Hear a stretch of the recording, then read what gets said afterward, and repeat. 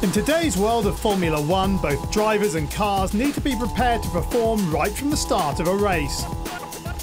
Before the start, there are a lot of things going around in your head because you have to follow the procedure. You want to warm up your tires, your brakes, you want your clutch set up well. Everything's there kind of sitting, shaking, waiting, and then you drop the clutch and then everything kind of happens. There's a lot going on in those like 3 seconds. The start of the race is obviously a very critical portion of the race, and so the oil, the fuel, everything has to react instantaneously. So you can't have any warm-up time. You've got to react and be ready to go. What we're trying to do is to get the maximum energy out of the fuel, and because you want that to burn completely and cleanly inside each one of the pistons, we want full combustion, instantaneous impact, and get the most power out of each cylinder. Increased engine power and faster cars means more work for the drivers, who need to be fitter than ever before. All the preparation is done pre-season, to be able to cope with the forces and stuff. So the aim is always to feel good during the race. We don't need to be fit to go 300 kilometers down the straight, but it's all the cornerings. That's where we get all our G-forces and load. We do a lot of core training, and the reason being is you're cornering at 250 kilometers an hour or something.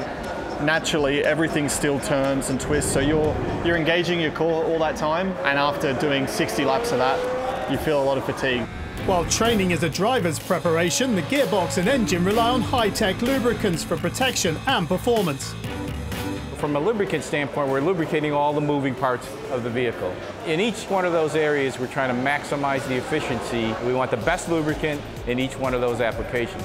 You've got to vary in temperatures and pressures throughout the engine, so they all has to be designed to go from the lowest to the highest point without any problems. High temperatures also affect the drivers. At the end of the race, they must cope with fluid loss, fatigue, and a car that's at its lightest and raciest.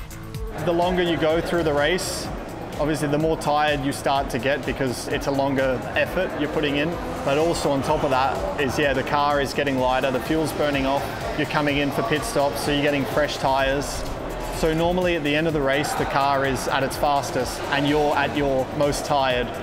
If you're prepared better, then that's where you can make a difference. You feel a bit dehydrated, and of course you have a drink bottle, but that gets quite warm because it's behind your seat, close to the engine. It's a bit like a warm tea, which is not great. To be honest, once you're driving, you're sweating that much, you don't really pay a lot of attention to it, but then once you jump out of the car after the race, then you feel a bit light, so you try to drink as quick as you can after the race. Again, you want to be as fit as you can.